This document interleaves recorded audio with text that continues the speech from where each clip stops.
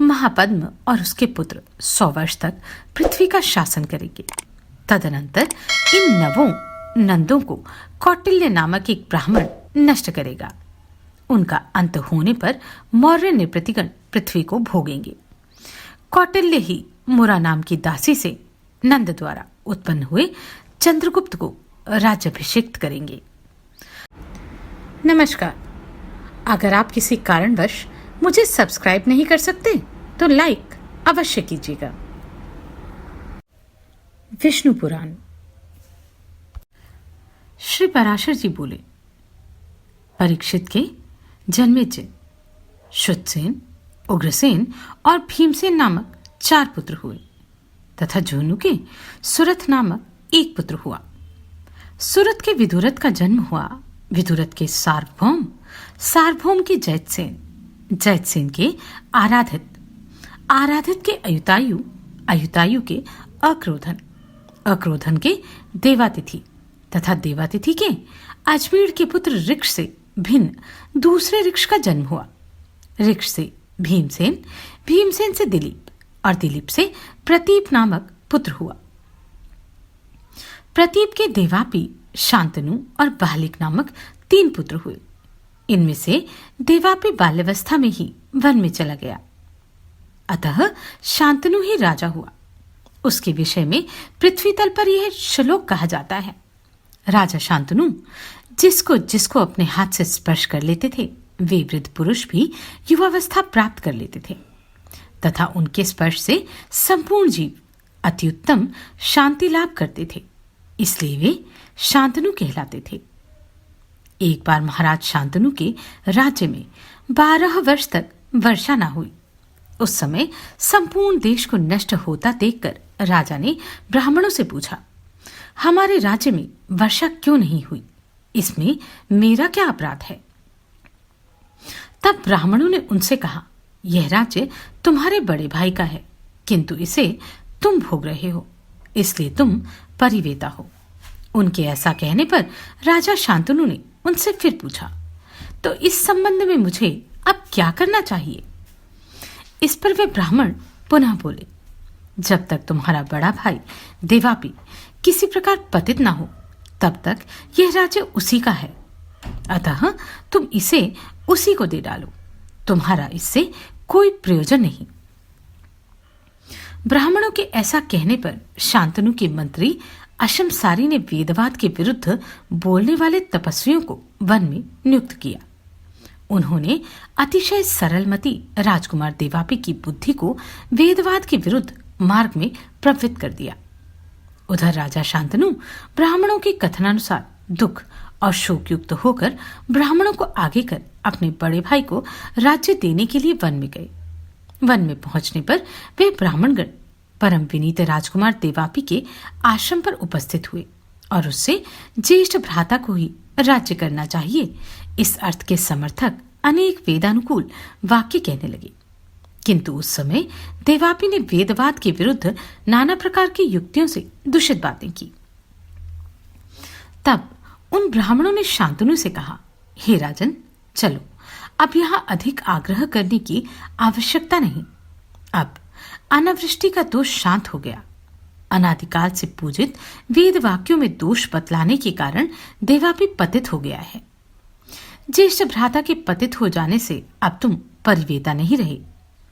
उनके ऐसा कहने पर शांतनु अपनी राजधानी को चले आए और राज्य शासन करने लगे। वेदवाद के विरुद्ध वचन बोलने के कारण देवापी के पतित हो जाने से बड़े भाई के रहते हुए संपूर्ण धान्यों की उत्पत्ति के लिए पर्जन्यदेव मेघ बरसाने लगे। बालिक के सोमदत्त नामक पुत्र हुआ तथा सोमदत्त के भूरी, भूरिश्रवा और शल्य नामक 3 पुत्र हुए। शांतनु के गंगा जी से अतिशय कीर्तिमान तथा संपूर्ण शास्त्रों को जानने वाले भीष्म नामक पुत्र हुआ। शांतनु ने सत्यवती से चित्रांगन और विचित्रवीर्य नामक 2 पुत्र और भी उत्पन्न किए। उनमें से चित्रांगद को तो बाल्यावस्था में ही चित्रांगद नामक गंधर्व ने युद्ध में मार डाला। विचित्रवीर्य ने काशीराज की पुत्री अंबिका और अंबालिका से विवाह किया। उनमें अत्यंत भोगासक्त रहने के कारण अतिशय खिन्न रहने से यह यक्ष्मा के वशीभूत होकर अकाल ही में मृत्यु को प्राप्त हुए। तदनंतर मेरे पुत्र कृष्णद्वैपायन ने सत्यवती के नियुक्त करने से माता का वचन टालना उचित न जान विचित्र वीर्य की पत्नियों से धृतराष्ट्र और पांडु नामक 2 पुत्र उत्पन्न किए और उनकी भेजी हुई दासी से विदुर नामक एक पुत्र उत्पन्न किया। धृतराष्ट्र ने भी गांधारी से दुर्योधन और दुशासन आदि 100 पुत्रों को जन्म दिया। पांडु वन में आखेट करते समय ऋषि के शाप से संतान उत्पादन में असमर्थ हो गए थे। अतः उनकी स्त्री कुंती से धर्म, वायु और इंद्र ने क्रमशः युधिष्ठिर, भीम और अर्जुन नामक 3 पुत्र तथा माद्री से दोनों अश्वनी कुमारों ने नकुल और सहदेव नामक 2 पुत्र उत्पन्न किए। इस प्रकार उनके 5 पुत्र हुए। उन 5 के द्रौपदी से 5 ही पुत्र हुए। उनमें से युधिष्ठिर से प्रतिविंध्य, भीमसेन से श्रुतसेन, अर्जुन से श्रुतकीर्ति, नकुल से श्रुतानिक और सहदेव से श्रुतकर्मा का जन्म हुआ। इनके अतिरिक्त पांडवों के और भी कई पुत्र हुए। जैसे युधिष्ठिर से यौधेय के देवक नामक पुत्र हुआ, भीमसेन से हिडिंबा के घटोत्कच और काशी से स्वर्ग नामक पुत्र हुआ, सहदेव से विजया के सुहोत्र का जन्म हुआ, नकुल ने रेणुमति से निर्मित्र को उत्पन्न किया, अर्जुन के नागकन्या उलूपी से इरावान नामक पुत्र हुआ, मणिपुर नरेश की पुत्री से अर्जुन ने पुत्रिका धर्मानुसार बब्रुवाहन नामक एक पुत्र उत्पन्न किया तथा उसके सुभद्रा से अभिमन्यु का जन्म हुआ, जो कि बाल्यावस्था में ही बड़ा बल पराक्रम संपन्न तथा अपने संपूर्ण शत्रुओं को जीतने वाला था। तदनंतर कुरुकुल के क्षीण हो जाने पर जो अश्वत्थामा के प्रहार किए हुए ब्रह्मास्त्र द्वारा गर्भ में ही भस्मीभूत हो चुका था, किंतु फिर जिन्होंने अपनी इच्छा से ही माया मानव देह धारण किया, उन सकल सुरार वंदित चरणारविंद श्री कृष्णचंद्र के प्रभाव से पुनः जीवित हो गया। उस परीक्षित ने अभिमन्यु के द्वारा उत्तरा के गर्भ से जन्म लिया, जो कि इस समय इस प्रकार धर्मपूर्वक संपूर्ण भूमंडल का शासन कर रहा है कि जिससे भविष्य में भी उसकी संपत्ति क्षीण न हो। श्री पराशर जी बोले, अब मैं भविष्य में होने वाले राजाओं का वर्णन करता हूं। इस समय जो परीक्षित नामक महाराज हैं, इनके जन्मेजय, श्रुतसेन, उग्रसेन और भीमसेन नामक 4 पुत्र होंगे। जन्मेजय का पुत्र शतानिक होगा, जो याज्ञवल्क्य से वेदाध्ययन कर, कृप से शस्त्र विद्या प्राप्त कर, विषम विषयों से विरक्तचित हो, महर्षि शौनक के उपदेश से आत्मज्ञान में निपुण होकर परम निर्वाण पद को प्राप्त करेगा। शतानिक का पुत्र अश्वमेध दत्त होगा।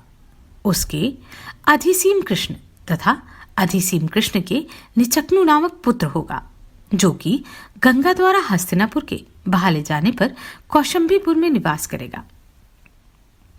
निचक्नु का पुत्र उष्ण होगा। उष्ण का विचित्ररथ, विचित्ररथ का शुचिरथ, शुचिरथ का वृष्णिमान, वृष्णिमान का सुषेण, सुषेण का सुनीत, सुनीत का नृप, नृप का चक्षु, चक्षु का सुखावल, सुखावल का पारिपल्व, पारिपल्व का सुनय, सुनय का मेधावी, मेधावी का रिपुंज, रिपुंज का मृदु, मृदु का तिग्म, तिग्म का बृहद्रथ, बृहद्रथ का वसुदान, वसुदान का दूसरा शतानिक, शतानिक का उद्यन, उद्यन का अहिनर, अहिनर का दंडपाणी, दंडपाणी का निर्मित्र तथा निर्मित्र का पुत्र क्षेमक होगा। इस विषय में यह श्लोक प्रसिद्ध है। जो वंश ब्राह्मण और क्षत्रियों की उत्पत्ति का कारण रूप तथा नाना राजर्षियों से सभाजित है, वह कलयुग में राजा क्षेम के उत्पन्न होने पर समाप्त हो जाएगा। श्री पराशर जी बोले, अब मैं भविष्य में होने वाले इक्ष्वाकु वंशीय राजाओं का वर्णन करता हूं। बृहद्दल का पुत्र बृहत्क्षण होगा। उसका उरुक्षय, उरुक्षय का वत्सव्यु, वत्सव्यु का प्रतिव्योम, प्रतिव्योम का दिवाकर, दिवाकर का सहदेव, सहदेव का बृहदश्व, बृहदश्व का भानुरथ, भानुरथ का प्रतिताश्व, प्रतिताश्व का सुप्रतीक, सुप्रतीक का मरुदेव, मरुदेव का सुनक्षत्र, सुनक्षत्र का किन्नर, किन्नर का अंतरिक्ष, अंतरिक्ष का सुपर्ण, सुपर्ण का अमित्रजित, अमित्रजित का बृहद्राज, बृहद्राज का धर्मी, धर्मी का कृतंजय, कृतंजय का रणंजय, रणंजय का संजय, संजय का शाक्य, शाक्य का शुद्धोदन, शुद्धोदन का राहुल, राहुल का प्रसेनजीत, प्रसेनजीत का शुद्रक, क्षुद्रक का कुंडक, कुंडक का सुरथ और सुरथ का सुमित्र नामक पुत्र होगा। ये सब इक्ष्वाकु के वंश में बृहद दल की संतान होंगे। इस वंश के संबंध में यह श्लोक प्रसिद्ध है। यह इक्ष्वाकु वंश राजा सुमित्र तक रहेगा, क्योंकि कलयुग में राजा सुमित्र के होने पर फिर यह समाप्त हो जाएगा। श्री पराशर जी बोले, अब मैं मगध देशी बृहद्रथ की भावी संतानों का अनुक्रम से वर्णन करूंगा। इस वंश में महाबलवान और पराक्रमी जरासंध आदि राजागण प्रधान थे। जरासंध का पुत्र सहदेव है। सहदेव के सोमापी नामक पुत्र होगा। सोमापी के शुच्छ्रवा, शुच्छ्रवा के अयुतायु, अयुतायु के निर्मित्र, निर्मित्र के सुनेत्र, सुनेत्र के बृहत्कर्मा, बृहत्कर्मा के सेनजीत, सेनजीत के श्रुतंजय, श्रुतंजय के विप्र और विप्र के शुचि नामक एक पुत्र होगा।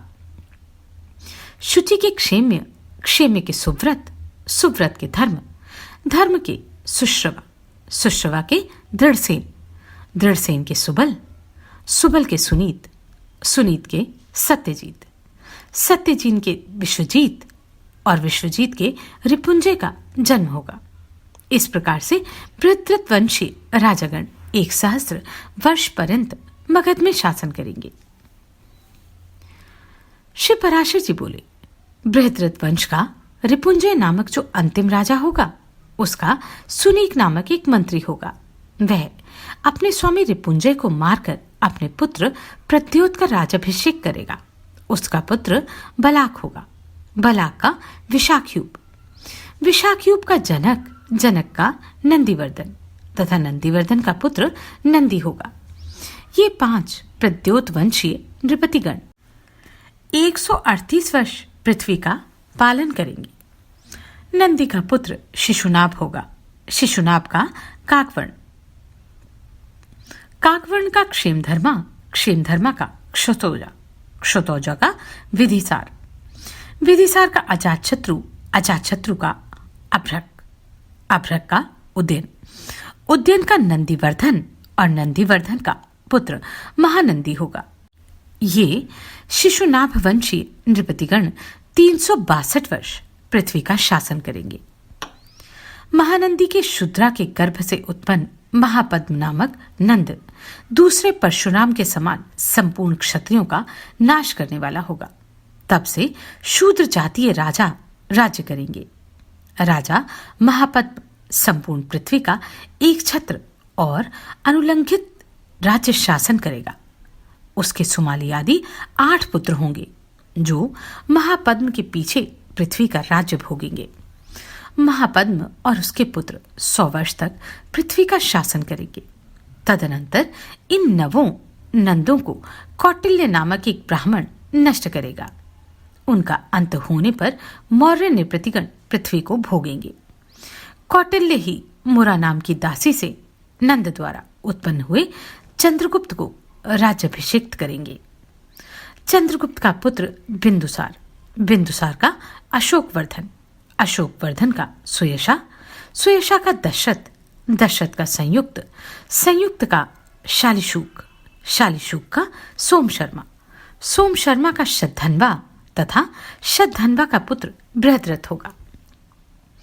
इस प्रकार 173 वर्ष ये 10 मौर्यवंशी राजा राज्य करेंगे। इनके अनंतर पृथ्वी में 10 शुंग वंशीय राजागण होंगे। उनमें पहला पुष्यमित्र नामक सेनापति अपने स्वामी को मारकर स्वयं राज्य करेगा। उसका पुत्र अग्निमित्र होगा। अग्निमित्र का पुत्र सुज्येष्ठ, सुज्येष्ठ का वसुमित्र, वसुमित्र का उद्दंक, उद्दंक का पुलिंदक, पुलिंदक का घोषवसु, घोषवसु का वज्रमित्र, वज्रमित्र का भागवत और भागवत का पुत्र देवभूति होगा। ये शुंग नरेश 112 वर्ष पृथ्वी का भोग करेंगे।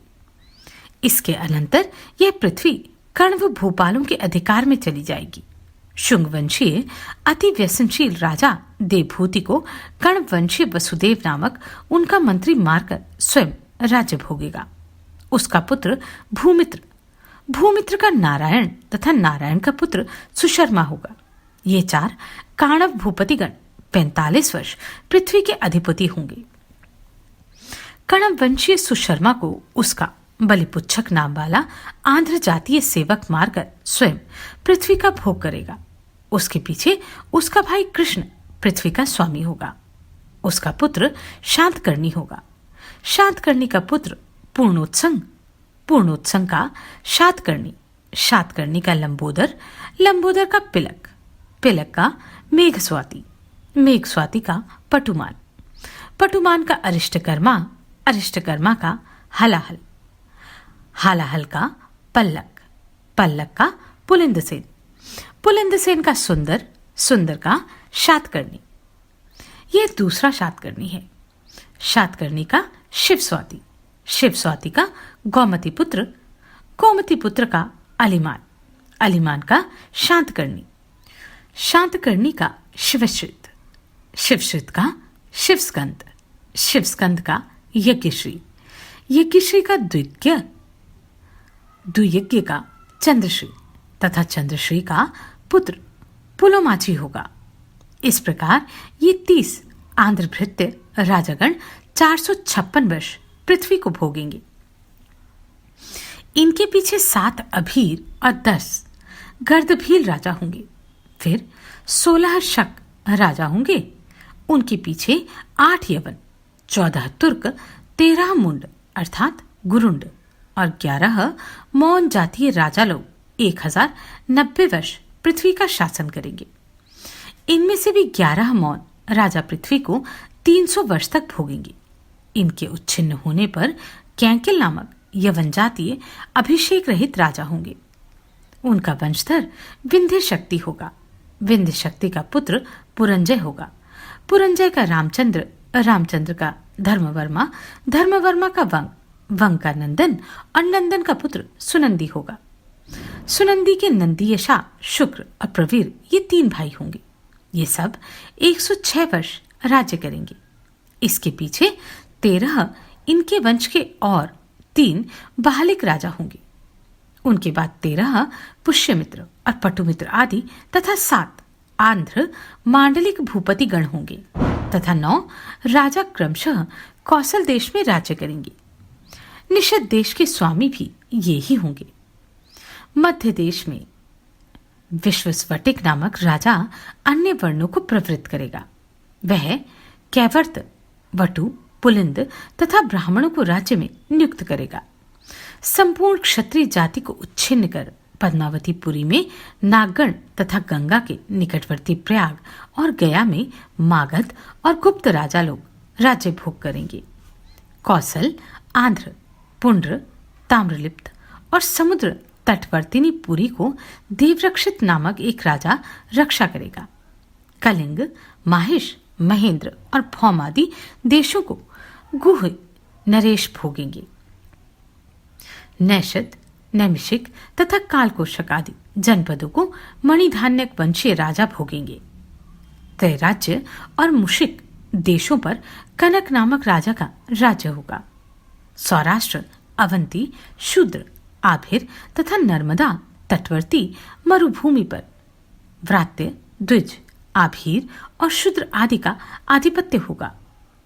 समुद्र तट, दाविकोरवी, चंद्रभागा और काश्मीर आदि देशों का वार्त्य, मलेच और शूद्र आदि राजागण भोग करेंगे। ये संपूर्ण राजा लोग पृथ्वी में एक ही समय में होंगे। ये थोड़ी प्रसन्नता वाले, अत्यंत क्रोधी, सर्वदा अधर्म और मिथ्या भाषण में रुचि रखने वाले, स्त्री, बालक और गायों की हत्या करने वाले, पर धनहरण में रुचि रखने वाले अल्पशक्ति, तम प्रधान, उत्थान के साथ ही पतनशील, अल्पायु, महती कामना वाले, अल्प पुण्य और अत्यंत लोभी होंगे। ये संपूर्ण देशों को परस्पर मिला देंगे तथा उन राजाओं के आश्रय से ही बलवान और उन्हीं के स्वभाव का अनुकरण करने वाले मलेच्छ तथा आर्य विपरीत आचरण करते हुए सारी प्रजा को नष्ट भ्रष्ट कर देंगे। तब दिन दिन धर्म और अर्थ का थोड़ा थोड़ा ह्रास तथा क्षय होने के कारण संसार का क्षय हो जाएगा। उस समय अर्थ ही कुलीनता का हेतु होगा, बल ही संपूर्ण धर्म का हेतु होगा, पारस्परिक रुचि ही दाम्पत्य संबंध की हेतु होगी, स्त्रीत्व ही उपभोग का हेतु होगा, अर्थात स्त्री की जाति कुल आदि का विचार न होगा।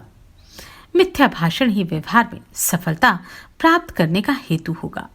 जल की सुलभता और सुगमता ही पृथ्वी की स्वीकृति का हेतु होगा, अर्थात पुण्य क्षेत्र आदि का कोई विचार न होगा। जहां की जलवायु उत्तम होगी वही भूमि उत्तम मानी जाएगी। यज्ञोपवीत ही ब्राह्मण का हेतु होगा। रत्नादि धारण करना ही प्रशंसा का हेतु होगा। बाह्य चिन्ह ही आश्रमों के हेतु होंगे। अन्याय ही आजीविका का हेतु होगा। दुर्बलता ही बेकारी का हेतु होगा। निर्भयता पूर्वक धृष्टता के साथ बोलना ही पांडित्य का हेतु होगा। निर्धनता ही साधुत्व का हेतु होगा। स्नान ही साधन का हेतु होगा। दान ही धर्म का हेतु होगा। स्वीकार कर लेना ही विवाह का हेतु होगा, अर्थात संस्कार आदि की अपेक्षा न कर पारस्परिक स्नेह बंधन से ही दाम्पत्य संबंध स्थापित हो जाएगा। भली प्रकार बंटन कर रहने वाला ही सुपात्र समझा जाएगा। दूर देश का जल ही तीर्थोत्कत्व का हेतु होगा। छद्म वेश धारण ही गौरव का कारण होगा। इस प्रकार भूमि मंडल में विविध दोषों के फैल जाने से सभी वर्णों में जो जो बलवान होगा वही वही राजा बन बैठेगा। इस प्रकार अति लोलुप राज्यों के कर भार को सहन न करने के कारण प्रजा पर्वत कंदराओं का आश्रय लेगी तथा मधु, शाक, मूल, फल, पत्र और पुष्प आदि खाकर दिन काटेगी। वृक्षों के पत्र और वल्कल ही उनके पहनने तथा ओढ़ने के कपड़े होंगे। अधिक संतानें होंगी। सब लोग शीत, वायु, धाम और वर्षा आदि के कष्ट सहेंगे। कोई भी 23 वर्ष तक जीवित न रह सकेगा। इस प्रकार कलयुग में यह संपूर्ण जन समुदाय निरंतर क्षीण होता रहेगा। इस प्रकार श्रौत और स्मार्त धर्म का अत्यंत ह्रास हो जाने तथा कलयुग के प्राय बीत जाने पर शंबल, ग्राम निवासी ब्राह्मण श्रेष्ठ, विष्णु यशा के घर संपूर्ण संसार के रचयिता चराचार गुरु, आदि मध्यान्ह शून्य ब्रह्ममय आत्मस्वरूप भगवान वासुदेव अपने अंश से अष्ट ऐश्वर्य युक्त कल की रूप से संसार में अवतार लेकर असीम शक्ति और महात्म्य से संपन्न हो सकल मलेच्छ, दस्यु, दुष्टाचारी तथा दुष्ट चित्तों का क्षय करेंगे और समस्त प्रजा को अपने अपने धर्म में नियुक्त करेंगे। इसके पश्चात समस्त कलयुग के समाप्त हो जाने पर रात्रि के अंत में जागे हुओं के समान तत्कालीन लोगों की बुद्धि स्वच्छ स्फटिक मणि के समान निर्मल हो जाएगी। उन बीजभूत समस्त मनुष्यों से उनकी अधिक अवस्था होने पर भी उस समय संतान उत्पन्न हो सकेगी। उनकी वे संतानें सत्युग के ही धर्मों का अनुसरण करने लगेंगी। इस विषय में ऐसा कहा जाता है कि जिस समय चंद्रमा, सूर्य और बृहस्पति पुष्य नक्षत्र में स्थित होकर एक राशि पर एक साथ आएंगे, उसी समय सत्युग का आरंभ हो जाएगा। हे मुनिश्रेष्ठ, तुमसे मैंने ये समस्त वंशों के भूत, भविष्य और वर्तमान संपूर्ण राजाओं का वर्णन कर दिया। परीक्षित के जन्म से नंद के अभिषेक तक 1050 वर्ष का समय जानना चाहिए। सप्तऋषियों में से जो पुलस्त्य और क्रतु 2 नक्षत्र आकाश में पहले दिखाई देते हैं, उनके बीच में रात्रि के समय जो दक्षिणोत्तर रेखा पर समदेश में स्थित अश्वनी आदि नक्षत्र हैं, उनमें से प्रत्येक नक्षत्र पर सप्तऋषिगण 100 वर्ष रहते हैं। हे द्विजोत्तम, परीक्षित के समय में वे सप्तऋषिगण मध्य नक्षत्र पर थे। उसी समय 1200 वर्ष प्रमाण वाला कलयुग आरंभ हुआ था। हे द्विज, जिस समय भगवान विष्णु के अंशावतार भगवान वासुदेव निज धाम को पधारे थे, उसी समय पृथ्वी पर कलयुग का आगमन हुआ था। जब तक भगवान अपने चरण कमलों से इस पृथ्वी का स्पर्श करते रहे, तब तक पृथ्वी से संसर्ग करने की कलयुग की हिम्मत न पड़ी। सनातन पुरुष भगवान विष्णु के अंशावतार श्री कृष्णचंद्र के स्वर्गलोक पधारने पर भाइयों के सहित धर्मराज महाराज युधिष्ठिर ने अपने राज्य को छोड़ दिया। कृष्णचंद्र के अंतर्धान हो जाने पर विपरीत लक्षणों को देखकर पांडवों ने परीक्षित को राज्यपद पर अभिषिक्त कर दिया। जिस समय ये सप्तऋषिगण पूर्व आषाढ़ा नक्षत्र पर जाएंगे, उसी समय राजा नंद के समय से कलयुग का प्रभाव बढ़ेगा। जिस दिन भगवान कृष्णचंद्र परम धाम को गए थे, उसी दिन कलयुग उपस्थित हो गया था। अब तुम कलयुग की वर्ष संख्या सुनो। हे द्विज, मानवीय वर्ष गणना के अनुसार कलयुग 3,60,000 वर्ष होगा। इसके पश्चात 1200 दिव्य वर्ष पर्यंत कृतयुग रहेगा। हे द्विजश्रेष्ठ, प्रत्येक युग में हजारों ब्राह्मण, क्षत्रिय, वैश्य और शूद्र महात्मागण हो गए हैं। उनके बहुत अधिक संख्या में होने से तथा समानता होने के कारण कुलों में पुनरुक्ति हो जाने के भय से मैंने उन सब के नाम नहीं बतलाए। पूर्ववंशीय राजा देवापि तथा इक्ष्वाकु कुलोत्पन्न राजा पुरु, ये दोनों अत्यंत योग बल संपन्न हैं और कलाप ग्राम में रहते हैं। सतयुग का आरंभ होने पर ये पुनः मर्त्यलोक में आकर क्षत्रिय कुल के प्रवर्तक होंगे। वे आगामी मनुवंश के बीज रूप हैं। सतयुग, त्रेता और द्वापर, इन दोनों युगों में से इसी क्रम से मनुपुत्र पृथ्वी का भोग करेंगे। फिर कलयुग में उन्हीं में से कोई कोई आगामी मनु संतान के बीज रूप से स्थित रहते हैं, जिस प्रकार की आजकल देवापि और पुरु हैं। इस प्रकार मैंने तुमसे संपूर्ण राजवंशों का ये संक्षिप्त वर्णन कर दिया। इनका पूर्णता वर्णन तो 100 वर्षों में भी नहीं किया जा सकता। इस हे शरीर के मोह से अंधे हुए ये तथा और भी ऐसे अनेक भूपतिगण हो गए हैं, जिन्होंने इस पृथ्वी मंडल को अपना अपना माना है। यह पृथ्वी किस प्रकार अचल भाव से मेरे पुत्र की अथवा मेरे वंश की होगी, इसी चिंता में व्याकुल हुए इन सभी राजाओं का अंत हो गया। इसी चिंता में डूबे रहकर इन संपूर्ण राजाओं के पूर्वोत्तरवर्ती राजा लोग चले गए और इसी में मग्न रहकर आगामी भूपतिगण भी मृत्यु मुख में चले जाएंगे। इस प्रकार अपने को जीतने के लिए राजाओं को अथक उद्योग करने देखकर वसुंधरा शरतकालीन पुष्पों के रूप में मानो हंस रही थी। हे मैत्रेय, अब तुम पृथ्वी के कहे हुए कुछ श्लोकों को सुनो।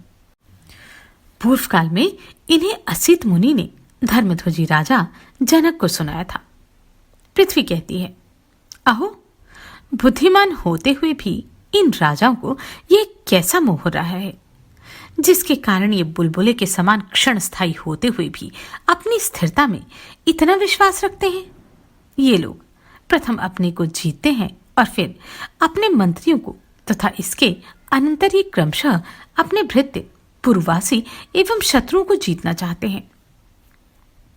इसी क्रम से हम समुद्र पर्यंत इस संपूर्ण पृथ्वी को जीत लेंगे। ऐसी बुद्धि से मोहित हुए ये लोग अपनी निकटवर्तिनी मृत्यु को नहीं देखते। यदि समुद्र से घिरा हुआ यह संपूर्ण भूमंडल अपने वश में हो ही जाए तो भी मनोजय की अपेक्षा इसका मूल्य ही क्या है, क्योंकि मोक्ष तो मनोजय से ही मिलता है, जिसे छोड़कर इनके पूर्वज चले गए और जिसे अपने साथ लेकर इनके पिता भी नहीं गए। उसी मुझ को अत्यंत मूर्खता के कारण ये राजा लोग जीतना चाहते हैं, जिनका चित्त ममतामय है। उन पिता, पुत्र और भाइयों में अत्यंत मोह के कारण मेरे ही लिए परस्पर कलह होता है। जो जो राजा लोग यहाँ हो चुके हैं, उन सभी को ऐसी कुबुद्धि रही है कि यह संपूर्ण पृथ्वी मेरी ही है और मेरे भाई ये सदा मेरी संतान को ही देंगे। इस प्रकार मेरे में ममता रखने वाले एक राजा को मुझे छोड़कर मृत्यु के मुख में जाते हुए देखकर भी न जाने कैसे उसका उत्तराधिकारी अपने हृदय में मेरे लिए ममता को स्थान देता है। जो राजा लोग दूतों के द्वारा अपने शत्रुओं से इस प्रकार कहते हैं कि यह पृथ्वी मेरी है, तुम लोग इसे तुरंत छोड़कर चले जाओ, उन पर मुझे बड़ी हंसी आती है और फिर उन मूढ़ों पर मुझे दया भी आती है। श्री पराशर जी बोले, हे मैत्रेय, पृथ्वी के कहे हुए इन श्लोकों को जो पुरुष सुनेगा उसकी ममता इसी प्रकार लीन हो जाएगी जैसे सूर्य के तपते समय बर्फ पिघल जाती है। इस प्रकार मैंने तुमसे भली प्रकार मनु के वंश का वर्णन किया है, जिस वंश के राजागण स्थितिकारक भगवान विष्णु के अंश थे। जो मनुष्य इस मनुवंश का क्रमशः श्रवण करता है उस शुद्धात्मा के संपूर्ण पाप नष्ट हो जाते हैं। जो मनुष्य जितेंद्रिय होकर सूर्य और चंद्रमा के इन प्रशंसनीय वंशों का संपूर्ण वर्णन सुनता है वह अतुलित धन धान्य और संपत्ति प्राप्त करता है। महाबल पराक्रम, महावीरशाली, अत्यंत धन संचय करने वाले तथा परम निष्ठावान इक्ष्वाकु, जनु, मांधाता, सागर, अविक्षित रघुवंशी राजागण तथा नहुष और ययाति आदि के चरित्रों को सुनकर जिन्हें काल ने आज कथा मात्र ही शेष रखा है, प्रज्ञावान मनुष्य पुत्र, स्त्री, गृह, क्षेत्र और धन आदि में ममता न करेगा। जिन पुरुष श्रेष्ठों ने उधर बाहु होकर अनेक वर्ष पर्यंत कठिन तपस्या की थी तथा विविध प्रकार के यज्ञों का अनुष्ठान किया था, आज उन अति बलवान और वीरशाली राजाओं की काल ने केवल कथा मात्र ही छोड़ रखी है। जो पृथु अपने शत्रु समूह को जीतकर स्वच्छंद गति से समस्त लोकों में विचरता था, आज वही काल वायु की प्रेरणा से अग्नि में फेंकी हुई सेमर के रुई के ढेर के समान नष्ट भ्रष्ट हो गया। जो कार्तवीर्य अपने शत्रु मंडल का संहार करके समस्त द्वीपों को वशीभूत कर उन्हें भोगता था, वही आज कथा प्रसंग से प्रसन्न होकर उसे उल्टा संकल्प विकल्प का हेतु मानता है। अर्थात उसका वर्णन करते समय यह संदेह होता है कि वास्तव में वह हुआ था ये नहीं। समस्त दिशाओं को दैदीप्यमान करने वाले रावण, अविक्षित और रामचंद्र आदि अर्थात क्षणभंगुर ऐश्वर्य को धिक्कार दे, अन्यथा काल के क्षणिक कटाक्षपात के कारण आज उसका भस्म मात्र भी क्यों नहीं बच सका। जो मानधाता संपूर्ण भूमंडल का चक्रवर्ती सम्राट था, आज उसका केवल कथा में ही गान होता है। ऐसा कौन मंदबुद्धि होगा जो यह सुनकर अपने शरीर में भी ममता रखेगा। फिर पृथ्वी आदि में ममता करने की तो बात ही क्या है। भगीरथी, सागर, कुकत्स्य, रावण, रामचंद्र, लक्ष्मण और युधिष्ठिर आदि पहले हो गए हैं, यह बात सर्वथा सत्य है, इसी प्रकार भी मिथ्या नहीं। किंतु अब वे कहाँ हैं, इसका हमें पता लगाना है। हे विप्रवर, वर्तमान और भविष्यकालीन जिन जिन महावीरशाली राजाओं का मैंने वर्णन किया है तथा अन्य लोग भी पूर्वोक्त राजाओं की भांति एकमात्र शेष रहेंगे, ऐसा जानकर पुत्र, पुत्री और क्षेत्र आदि तथा अन्य प्राणी जो अलग रहे, बुद्धिमान मनुष्यों को अपने शरीर में ही ममता नहीं करनी चाहिए। नमस्कार, मैं आभा शर्मा जावास। यदि आपको मेरा ये प्रयत्न सराहनीय लगा हो तो मुझे सब्सक्राइब करके प्रोत्साहित करें।